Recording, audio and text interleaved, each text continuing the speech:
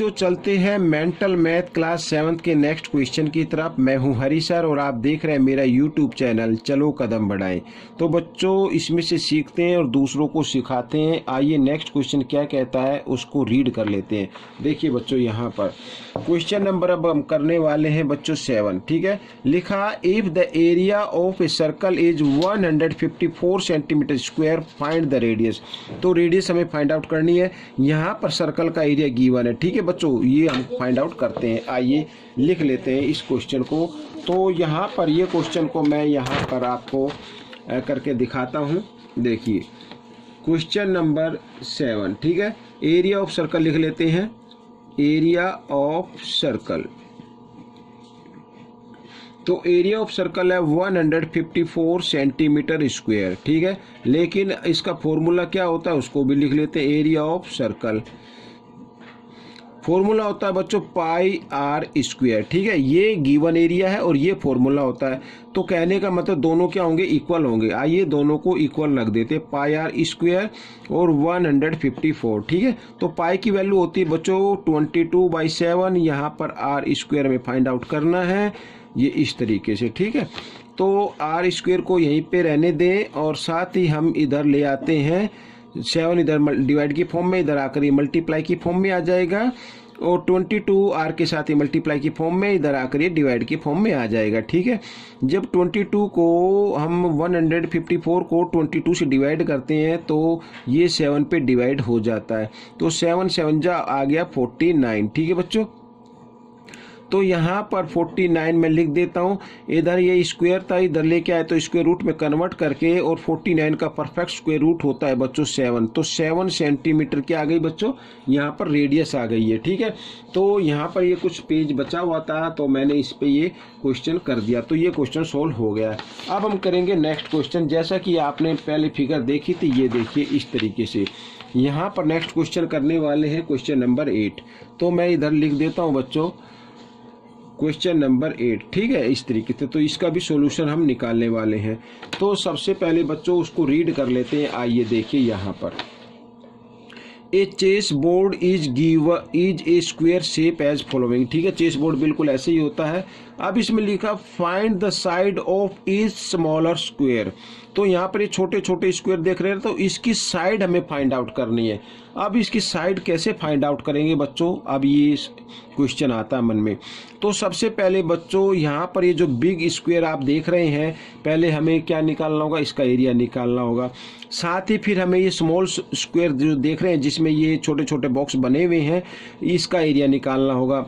अब इसकी तो साइड दी हुई है 21। अब इसकी साइड कितनी आएगी, अब ये भी देखना। देखो बच्चों 2.5 इधर से कम है और 2.5 इधर से कम है, यानी टोटल 5 सेंटीमीटर कम हो गया। तो ये था 21, तो इसमें से 5 लेस कर दे तो ये आ जाएगा बच्चों 16। ठीक है, इसका एरिया हम निकालेंगे, उसके बाद हम आगे इसको सोल्व करते हैं। ठीक है, तो सबसे पहले देखो यहाँ पर मैंने एज्यूम किया हुआ है, मान लीजिए ABCD जे बिग स्क्वायर। ठीक है बच्चों, ये स्क्वायर शेप का है। तो यहाँ पर हम लिख लेते हैं, ठीक है, लेट कर लेते हैं, let ABCD is a big square. ठीक है, ये बिग स्क्वायर हो गया। यहाँ पर थोड़ा सा नीचे मैं कर लेता हूँ और इसके अंदर, ठीक है, ABCD बिग स्क्वायर इन विच AB इक्वल 21 सेंटीमीटर। ठीक है बच्चों, और हम सभी जानते हैं कि साइड ऑफ स्क्वायर इक्वल होती हैं लेंथ के अंदर, तो सभी साइड क्या होगी, इक्वल होंगी। आइए एरिया निकाल लेते हैं पहले। ठीक है, या तो एरिया निकाल लो या रहने दो इसको, तो सीधा हम छोटे का एरिया निकालेंगे। ठीक है, अब देखो यहाँ पर EFGH, ठीक है, EFGH is a chess board. ठीक है बच्चों, इसको मैं लिख देता हूँ चेस बोर्ड। ठीक है, इन विच एक साइड लिख लेते हैं HG, इन विच HG कितनी होगी। तो बच्चों देखो यहाँ पर हमें क्या करना है, 21 में से माइनस कर देना 5। अब ये आ जाता है 16 सेंटीमीटर, ठीक है। अब ये 5 मैंने क्यों माइनस किया, एक बार फिर मैं आपको बताता हूँ। देखो यहाँ से लेके यहाँ तक बच्चों ये है 21 और 2.5 इधर से कम हो रही है, 2.5 इधर से कम हो रही है, टोटल हो गई 5 सेंटीमीटर कम। तो इसमें से 5 सेंटीमीटर माइनस कर दे तो ये बच जाती है बच्चों 16, ठीक है। अब ये क्योंकि ये भी स्क्वायर टाइप का है तो ये साइड आ गई, ठीक है। आइए हम निकाल लेते हैं एरिया ऑफ EFGH, ठीक है बच्चों, चेस बोर्ड।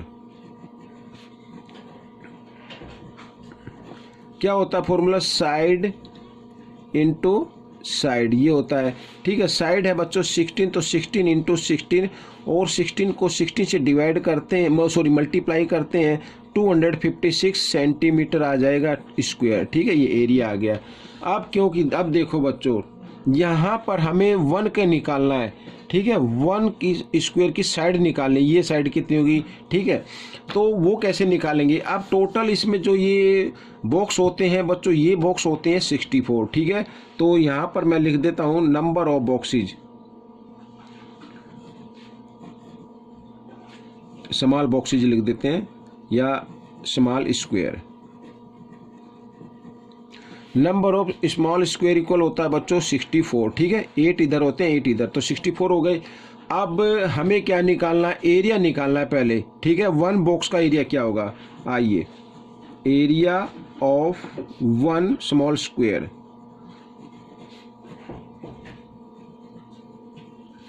तो वो कैसे आएगा बच्चों, देखो यहाँ पर एरिया ऑफ बोर्ड, तो एरिया ऑफ चेस बोर्ड और बाई, ठीक है, by number of square, number of square, इस तरीके से, ठीक है। आइए यहाँ पे कर लेते हैं, तो 256 एरिया आ गया और नंबर ऑफ स्क्वायर हैं बच्चों यहाँ पर क्या है, ये देखिए नंबर ऑफ स्क्वायर है 64, ठीक है।